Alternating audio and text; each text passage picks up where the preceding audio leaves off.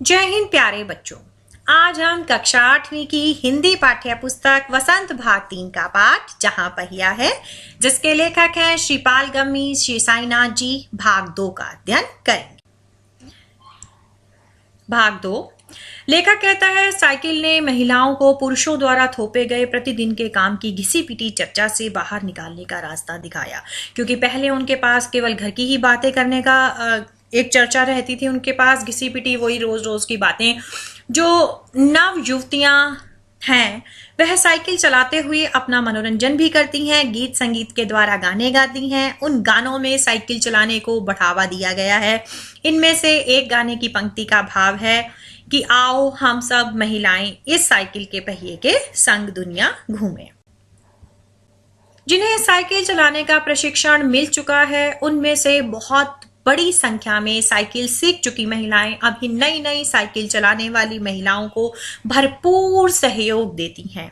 उनमें यहाँ न केवल सीखने सिखाने की इच्छा दिखाई देती है, बल्कि उनके बीच यह उत्साह भी दिखाई देता है कि सभी महिलाओं को साइकिल चलाना सीखना। लेखक कहता है कि जिन महिलाओं को साइकिल चलाने का प्रशिक्षण मिल चुका था, उनमें से बहुत बड़ी संख्या में साइकिल सीख चुकी महिलाएं अभी नई नई साइकिल सीखने वाली महिलाओं को भरपूर सहयोग देती हैं। उनमें यहाँ न केवल सीखने सिखाने की इच्छा दिखाई देती है, बल्कि उनके बीच यह उत्साह भी दिखाई देता है कि सभी महिलाओं को साइकिल चलाना सीखना चाहिए। वह अपने पूरे स्त्री वर्ग के लिए लड़ाई लड़ रहे हैं, अकेले अपनी स्वतंत्रता के लिए नहीं। लेखक कहता है कि सन 1992 में अंतर्राष्ट्रीय महिला दिवस के बाद अब यह जिला कभी भी पहले जैसा नहीं हो सकता, क्योंकि अब यहाँ की परिस्थितियां बदल चुकी हैं। महिलाओं ने अपने साइकिल आंदोलन के द्वारा अपनी आजादी की लड़ाई लड़ी और आत्मनिर्भर बनी। उस दिन का दृश्य बताते हुए लेखक कहते हैं कि उस दिन स्त्रियां साइकिल पर रंग बिरंगी झंडियां लगाए आई थी।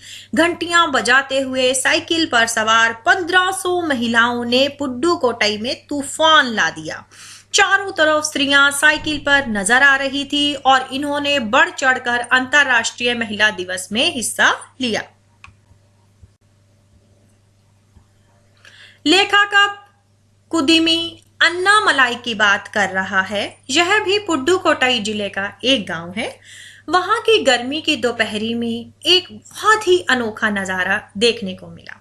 लेखक जब उस क्षेत्र से गुजर रहा था तो उन्होंने देखा कि किस तरह से पत्थर के खदानों में काम करने वाली 22 वर्षीय मनोरमणि लोगों को साइकिल चलाना सिखा रही हैं। जब लेखक ने मनोरमणि से बात की तो उसने लेखक को बताया कि उसका इलाका मुख्य शहर से कटा हुआ है। वहां यातायात सुविधा नहीं मिलती। यहाँ तो साइकिल चलाना जानते हैं तो उनके काम में वृद्धि आ जाती है, अर्थात उनका काम आसानी से हो सकता है। लेखक कहता है कि साइकिल चलाने के कुछ आर्थिक फायदे भी थे। इससे आय में वृद्धि हुई है। यहाँ की कुछ महिलाएं आसपास के गांव में खेती से संबंधी अथवा अन्य उत्पाद बेच आती हैं।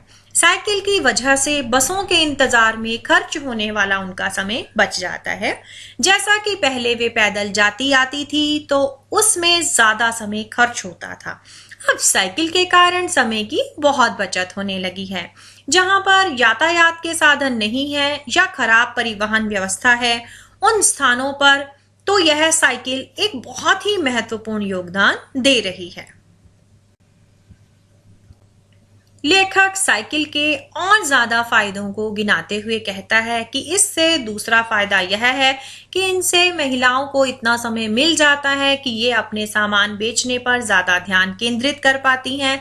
तीसरा, इससे ये फायदा है कि ये महिलाएं अब अपना सामान बेचने और अधिक इलाकों में जा पाती हैं। अंतिम बात यह है कि अगर वे काम करके ज्यादा थक गई हो तो इससे उन्हें आराम करने का काफी समय मिल सकता है। साइकिल के कारण महिलाओं का काम काफी आसान हो गया। लेखक कहता है कि अब यह नजारा आम हो गया है कि सुनसान रास्तों पर भी युवा स्त्रियां और माएं साइकिल पर अपने बच्चों को बिठाए और पीछे साइकिल पर सामान लादे कामकाज पर आती जाती नजर आ जाती हैं। वह अपने साथ पानी से भरे 2 या 3 बर्तन लिए अपने घर या काम पर जाती देखी जा सकती हैं। इस साइकिल के पहिए ने उनके लिए एक आजादी का रास्ता खोला है। अब वह स्वतंत्र हैं, अपनी इच्छा अनुसार अपनी मर्जी से अपना कार्य कर। लेखक कहता है कि अन्य पहलुओं से ज्यादा आर्थिक पहलू पर ही बल देना गलत होगा। जब हम इस रिपोर्ट के बारे में जानते हैं और अलग अलग पक्षों के बारे में जानते हैं, लोगों की राय, स्त्रियों की दशा, तो अकेले आर्थिक पहलू को बल देना गलत होगा। इसके अलावा भी स्त्रियों के जीवन में बदलाव आया है। आर्थिक पहलू तो सुधरा ही है, इसके अलावा साइकिल सीखने से महिलाओं के अंदर उनका अपने ऊपर विश्वास, उनका आत्मसम्मान बढ़ा है।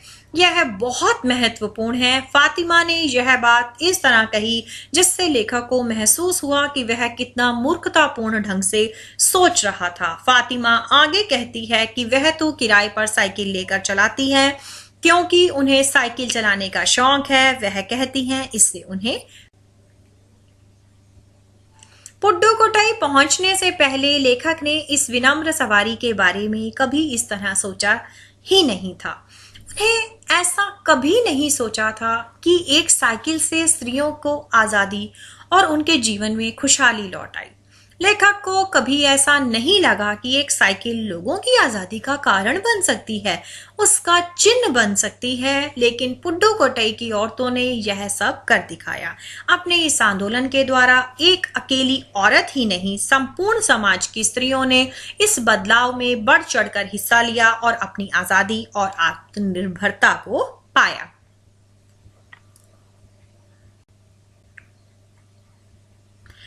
एक महिला ने उसे बताया, लोगों के लिए यह समझना कितना कठिन है कि ग्रामीण महिलाओं के लिए साइकिल पर काम पर आना जाना कितनी बड़ी चीज है। उनके लिए तो यह हवाई जहाज उड़ाने जैसी बड़ी उपलब्धि है। जो औरतें पहले घर से बाहर नहीं निकल सकती थी, अब वह साइकिल पर जाकर अपनी खुशी से, अपनी इच्छा से अपने काम कर सकती हैं। लोग इस पर हंस सकते हैं, लेकिन केवल यहाँ की औरतें ही समझ सकती हैं कि उनके लिए यह कितना महत्वपूर्ण है। लेखक कहता है कि अब औरतों का कहना है जो उनके साइकिल चलाने का विरोध करते हैं, उन्हें महिलाएं घूमने और टहलने को अब कहती हैं, क्योंकि अब साइकिल चलाने में औरतों का मुकाबला वे नहीं कर सकते हैं।